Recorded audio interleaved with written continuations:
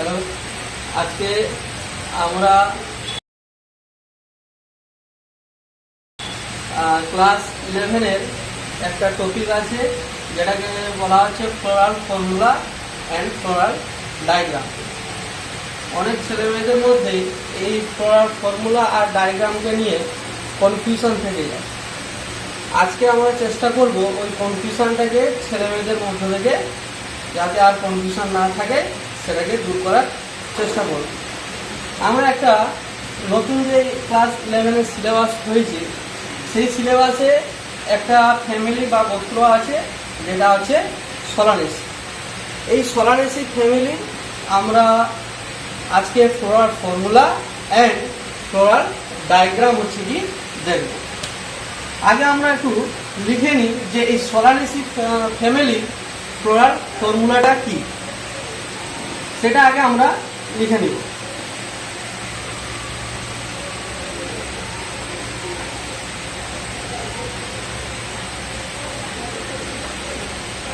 Solanaceae family বিভিন্ন রকমের হচ্ছে কি গাছ আছে বা উদ্ভিদ আছে, যেমন আমরা সোলানা নাইগ্রামের ক্ষেত্রে বলতে পারি, ঠিক আছে।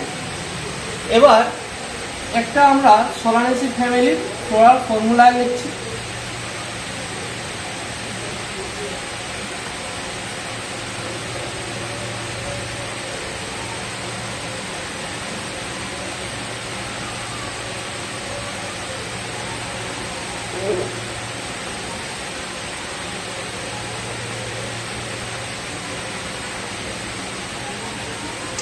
সোলানেসি ফ্যামিলির ক্ষেত্রে যেটা দেখা যায়, এই যে চিহ্ন, এই চিহ্নটা মানে আমরা যেটাকে বলি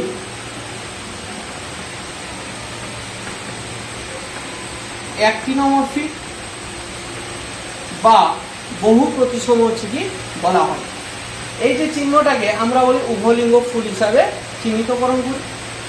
কে লেখা আছে, কেটাকে আমরা বৃত্তির যে প্রত্যেকটা অংশ যেটাকে আমরা বলি সেপাল বা বৃত্তাংশ বলি, সেটাকে চিহ্নিতকরণ করা হচ্ছে। এবার এই যে K5 লেখা আছে, যেটা কি আছে ব্র্যাকেটের মধ্যে আছে, মানে কি বৃত্তাংশগুলো যুক্ত অবস্থায় আছে। নেক্সট কি হচ্ছে সি হচ্ছে কি 5। সি যে 5টা হচ্ছে সেটাও কি হচ্ছে যে সি মানে কি, সি মানে হচ্ছে পেটাল। পেটাল মানে হচ্ছে দলমণ্ডলের যে প্রতিটা অংশ যেটাকে আমরা কি বলি দলাংশ বলা হয়। সেটা কটা আছে, 5টা আছে এবং যুক্ত কন্ডিশনে আছে। নেক্সট কি হচ্ছে, নেক্সট যেটা আছে এটা কি, এটা হচ্ছে কি আমাদের এন্ডোসোম বা পুংস্তবক, যেটা কটা থাকে 5টা থাকে। নেক্সট কি হচ্ছে জি, মানে যেটাকে আমরা বলি স্ত্রীস্তবক। স্ত্রীস্তবকের ক্ষেত্রে কি হচ্ছে কটা থাকে, 2টো থাকে, মানে গর্ভপত্র এখানে কটা থাকছে, 2টো থাকছে এবং যুক্ত অবস্থায় থাকে। নিচে যেটা দাগ দেওয়া আছে মানে সেটা কি অধিগর্ভ বা যেটাকে আমরা বলি সুপিরিয়র ওভারি, ঠিক আছে। এরপরে আমরা দেখব এদের ফ্লোরাল ডায়াগ্রাম। ফ্লোরাল ডায়াগ্রাম আঁকার আগে আমরা একটু জেনে নিতে হবে যেটা হচ্ছে এই যে কে, যেটা এস্টিভেশন, কোন এস্টিভেশনে কেটা আছে। যেটা হচ্ছে সোলানেসি ফ্যামিলির ক্ষেত্রে যেটা কমন দেখা যায় সেটা হচ্ছে কি ইমব্রিকেট, যেটাকে কি বলা হয় ইমব্রিকেট বলা হয়। আমরা এর আগের একটা ভিডিও বানিয়েছিলাম শর্ট ভিডিওতে, সেখানে ইমব্রিকেট কোন জিনিস সেটা কিন্তু সেখানে দেখানো হয়েছে, কেউ পারলে সেখানে দেখে নিতে পারো। এবার নেক্সট যেটা হচ্ছে সি যেটাকে আমরা কি বলছি দলাংশ বলা হয়, সেটাও কি আছে, সেটাও আছে কি ইমব্রিকেট। এবার নেক্সট আরেকটা যেটা হচ্ছে জি বা যেটাকে আমরা বলছি স্ত্রীস্তবক, এর ক্ষেত্রে যে প্লাসেন্টেশন মানে যেটাকে আমরা বলছি অমরা বিন্যাস, এক্ষেত্রে অমরা বিন্যাসটা কি দেখা যায়, একজাইল প্লাসেন্টেশন দেখা যায়। কি দেখা যায়, একজাইল প্লাসেন্টেশন বা অক্ষীয় হচ্ছে কি অমরা বিন্যাস বলা হয়। এবারে কি হচ্ছে, এখানে আমরা কি করব এর ফ্লোরাল ডায়াগ্রামটা এঁকে নিই। ক্লিয়ার?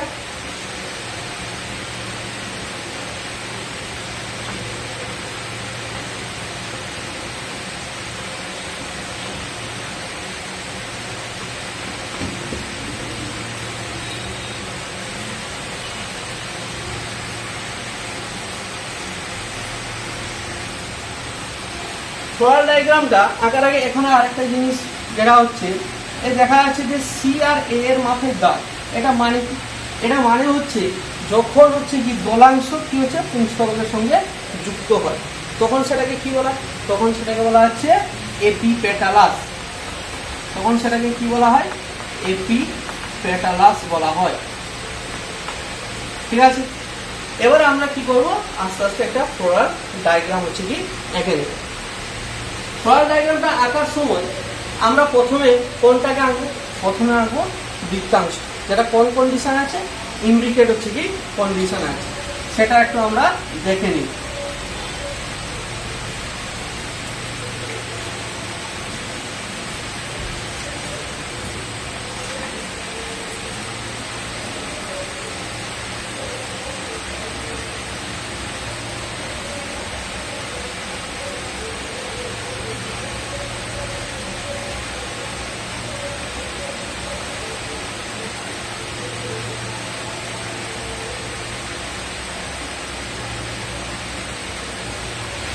এখানে জাস্ট আমরা একটু এঁকে নিয়েছি বৃত্তাংশের একটা ছবি।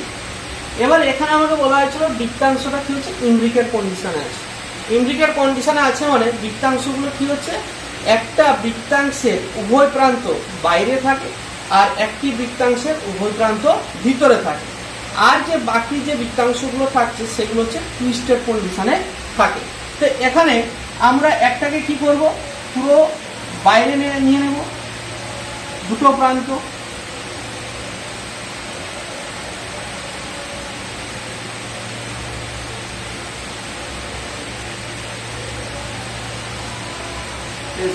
এরপরে হচ্ছে কি একটা উভয় প্রান্ত আমরা ভিতরে নিই।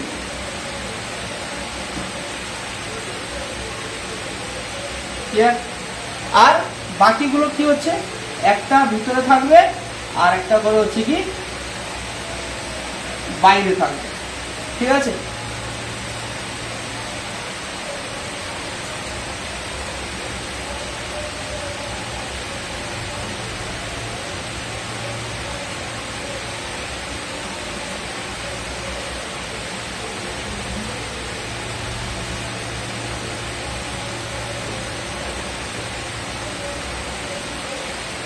এঁকে নিলাম এবার বৃত্তাংশগুলো।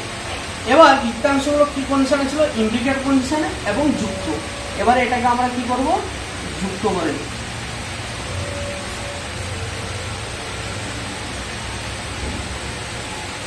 যুক্ত করে নিলাম। এবার আমার নেক্সট কাজ হচ্ছে কি, এখানে কি আছে দলাংশ। দলাংশ কি আছে? 5টা আছে। এখানে কোন কন্ডিশনে ছিল? সেই ইমব্রিকেট কন্ডিশনে ছিল। মানে কি,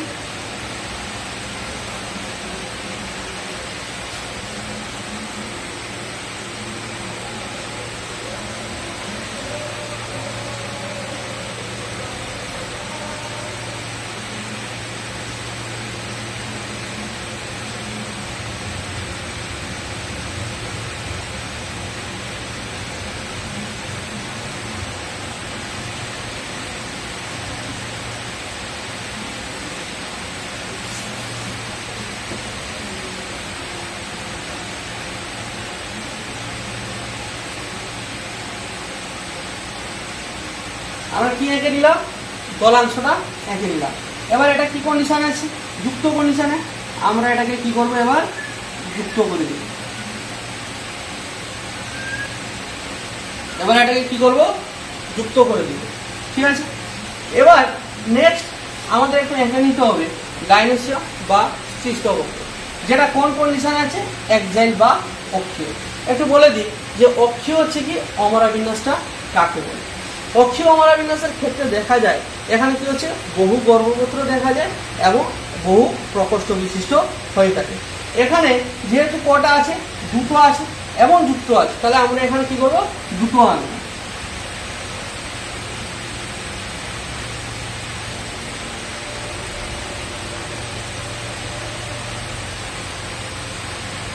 এখন যেহেতু যুক্ত আছে তাই আমরা এটাকে একটু কি করবো, যুক্ত করে নিলাম।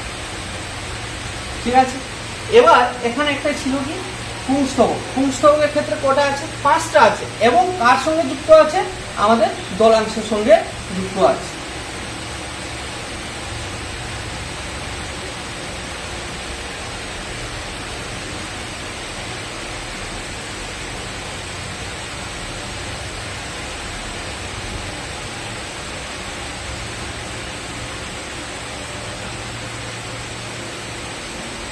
1 2 3 4 5, তাহলে 5টা আমরা কি বললাম পুংস্তবক এঁকে নিলাম, যেটি তার সঙ্গে যুক্ত আছে, তলাংশের সঙ্গে যুক্ত আছে, যুক্ত করে নিয়েছি।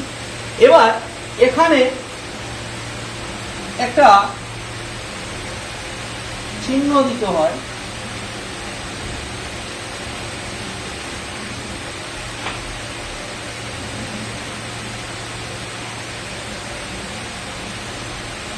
এটা কিন্তু এই যে চিহ্নটা মানে কোথাও কিন্তু ফ্লোরাল ফর্মুলায় দেওয়া থাকে না, কিন্তু আমাদের যখন ফ্লোরাল ডায়াগ্রাম আঁকা হবে তখন কিন্তু এই চিহ্নটা দিতে হবে।